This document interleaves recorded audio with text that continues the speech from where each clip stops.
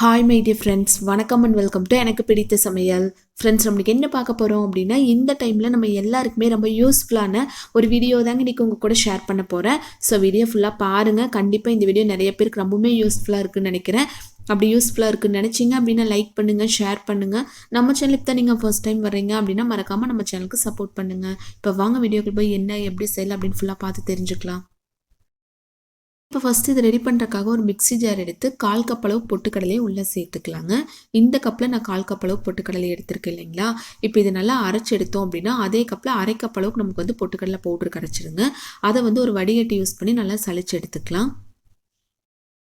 இப்போ இதெல்லாமே நல்லா சளிச்சு எடுத்துட்டு நம்ம வந்து 1/4 கப் அளவு பொட்டுக்கடலை எடுத்தோம் இல்லைங்களா, அதே கப்லேயே 1 கப் அளவுக்கு வந்து அரிசி மாவு உள்ளே சேர்த்துக்கலாங்க. நம்ம கடைகளில் வாங்குவோம் இல்லைங்களா, அந்த அரிசி மாவு தான் 1 கப் அளவுக்கு நான் உள்ளே சேர்த்துருக்கேன். இப்போ இதையும் நல்லா சளிச்சு எடுத்துக்கலாங்க. இது ஃபுல்லாக இந்த மாதிரி சளிச்சு எடுத்துட்டு நெக்ஸ்ட் இதில் வந்து ஒரு 1/4 டீஸ்பூன் அளவுக்கு உப்பு சேர்த்துக்கலாங்க. நல்லா கலந்து எடுத்துட்டு பத்தல அப்படின்னா கூட இன்னும் கொஞ்சம் சேர்த்துக்கலாம்.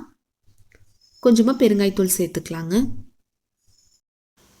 இப்போ லாஸ்ட்டு இதில் வெண்ணெய் இருந்துச்சு அப்படின்னா கொஞ்சமாக உள்ளே சேர்த்துக்குங்க. இல்லை அப்படின்னா நம்ம முறுக்கு ரெடி பண்ணுறதுக்காக எண்ணெய் கடையில் சூடு பண்ணி வச்சுருப்போம் இல்லைங்களா, அந்த எண்ணெயை கொஞ்சமாக எடுத்து உள்ளே சேர்த்துக்கலாங்க. சேர்த்துட்டு ஒரு டைம் நல்லா இந்த மாதிரி கலந்து விட்டுறலாம். நல்லா இந்த மாதிரி மிக்ஸ் பண்ணிவிட்டு இப்போ கொஞ்சம் கொஞ்சமாக தண்ணி சேர்த்து நம்ம பிசைஞ்சு எடுத்துக்கலாங்க. ஒரே அடியாக தண்ணி சேர்க்காமல் இந்த மாதிரி கொஞ்சம் கொஞ்சமாக சேர்த்து நம்ம ரெடி பண்ணி எடுத்துக்கலாம். கொஞ்சம் தண்ணி அதிகமாகிடுச்சு அப்படின்னா நீங்கள் லைட்டாக வந்து அரிசி மாவு உள்ளே சேர்த்து இந்த மாதிரி பிசைஞ்சு எடுத்துக்கலாங்க. பாருங்கள், நல்லா சாஃப்டாக ரெடி பண்ணி எடுத்துட்டோம். இந்த மாதிரி ரெடி பண்ணிவிட்டு உங்கள் வீட்டில் வந்து அந்த இடியாப்பச்சில் வந்து தட்டு மாற்றி நம்ம முறுக்கெல்லாம் ரெடி பண்ணுவோம் இல்லைங்களா, முறுக்கு பிடின்னு சொல்லுவோம். அது இல்லை அப்படின்னா ஒன்றும் பிரச்சனை இல்லைங்க. இந்த மாதிரி ஒரு கவர் எடுத்து நல்லா க்ளீன் பண்ணிவிட்டு இப்போ ரெடி பண்ணியிருக்கு இல்லைங்களா, அந்த மாவு ஃபுல்லாக உள்ளே சேர்த்துக்கலாங்க. சின்னதாக கட் பண்ணி விட்டுருலாங்க. கட் பண்ணி விட்டுட்டு இந்த மாதிரி ஒரு தட்டு எடுத்து தட்டில் லைட்டாக ஆயில் அப்ளை பண்ணிவிட்டு உங்களுக்கு எந்த சைஸில் முறுக்கு வேணுமோ அதுக்கு தகுந்த மாதிரி தாராளமாக ஈஸியாக நம்ம ரெடி பண்ணி எடுத்துக்கலாங்க. நான் வந்து அந்த பெட்டிக்கடையில இந்த 1 ரூபா முறுக்கு இருக்குது இல்லைங்களா, அந்த சைஸில் நான் அந்த ஷேப்லேயே ரெடி பண்ணியிருக்கேங்க. நான் ஃபஸ்ட்டே சொன்ன மாதிரி உங்களுக்கு எந்த சைஸில் வேணுமோ எந்த மாதிரி வேணுமோ அதுக்கு தகுந்த மாதிரி நீங்கள் தாராளமாக ரெடி பண்ணி எடுத்துக்கலாம். இப்போ ஒரு கடாயில் கொஞ்சமாக எண்ணெய் சேர்த்து எண்ணெய் நல்லா சூடானதுக்கப்புறம் ஃபஸ்ட்டு ஒன்று மட்டும் நம்ம ரெடி பண்ணி பார்க்கலாங்க. நல்லா எண்ணெய் சூடாயிடுச்சு அப்படின்னா ஒரே டைம்லேயே 4-5 கூட நம்ம எண்ணெயில் போட்டு பொரிச்சு எடுத்துக்கலாங்க. இதை விட கொஞ்சம் பெரிய சைஸ் கடாயாக இருந்துச்சு அப்படின்னா ஈஸியாக நம்ம டக்குன்னு வேலையை முடிச்சிடலாங்க.